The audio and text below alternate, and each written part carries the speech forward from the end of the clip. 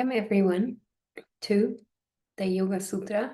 This is a non-dual commentary on the Yogasutra, and its main focus is for you to understand, realize, recognize your true essence, what yoga actually points to, you being consciousness or awareness, and these different the depth actually of this text as a means to point you back, to help you remember what you are in truth, to help you remember your original essence, your essential nature. And in this sutra number 149, he talks about, like he has talked about samadhi, you being aware of awareness, you being connected with still feeling as a little bit of the separate self, you feeling connected to your true self, you abiding as the self.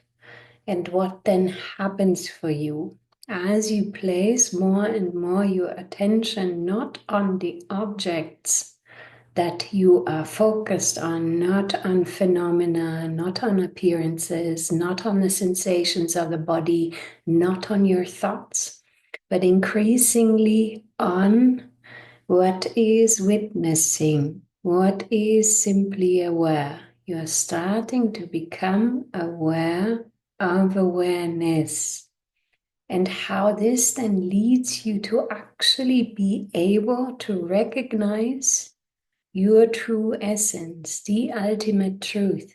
And last week I gave a meditation on that helps you actually disidentify and start to see what is this true self, and to not just understand it conceptually, but to come into the experience of you being awareness, which is what this was intending.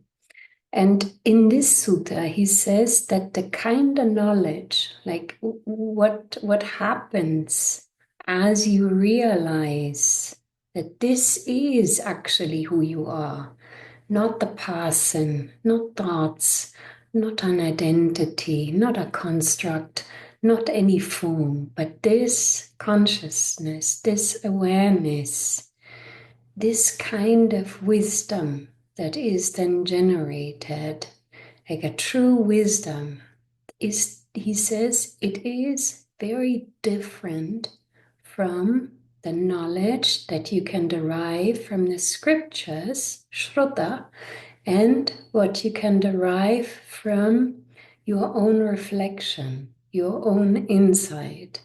And this is usually the only kind of knowledge that we know.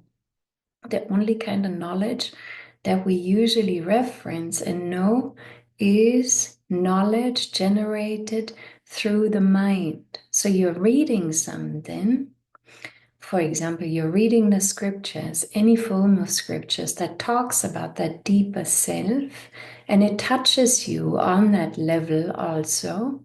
But what is then generated for you is a form of conceptual understanding. You're conceptually understanding the self. And a lot of this journey, even within the non-dual understanding or getting closer to realization, is a conceptual understanding what is actually the true self. What have I identified with, and what have I conceptually believed is this true self? And what is it actually? And the other part is all these kind of insights that you're having, some form of understanding something through insight. You have some form of insight, and that's then conceptually interpreted, intellectually interpreted. What the mind on some level is for. But what happens as you recognize yourself? That's why it's not an experience, and that's why it's not just a conceptual understanding. It is a recognition. It is a realization. It is a completely different form of wisdom that changes your identity. It isn't just a conceptual knowledge and then you return to this constructed sense of self. This constructed sense of self exhibits itself through thoughts, through a continuous grabbing and a sustaining of an identity, of a constructed identity. And so it comes. But what recognition does to you is that this is completely seen as not what you are, as a moment of deep recognition. It is like anything in life where you suddenly know, this isn't me. This isn't me. And it isn't conceptual. It permeates your being so deeply, this essential formless nature makes itself known to a degree to you that the person isn't constructed in the same way again. It is always seen for what it is. And the no doership that is actually always the case becomes more experientially known to you. That something else operates, vaster intelligence operates. And also what the person is remains seen, remains a distance to this world of appearances. This distance is simply coming from you actually knowing yourself to be the true self, knowing yourself to be universal consciousness, infinite intelligence, formlessness, indescribable, however you want to name this. Nothing, no word can actually name it, what you are. And so the sutta says this. It says it's not found by just reading scriptures, and it's also not found by your own insights of the mind. It has to be, you have to become aware of awareness.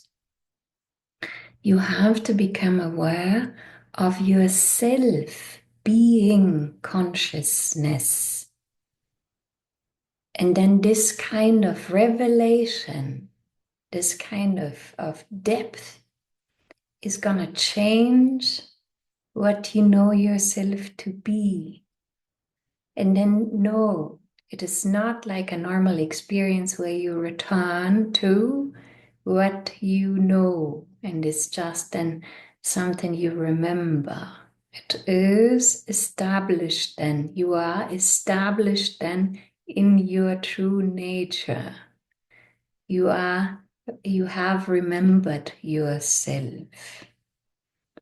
It is also just simply that. You have remembered. You have truly remembered. There's no more doubt. There's no more returning in the same kind of way. Obviously, there's still the form that comes into play, but your recognition of what you are is firmly established, isn't going away anymore. It's a very different form then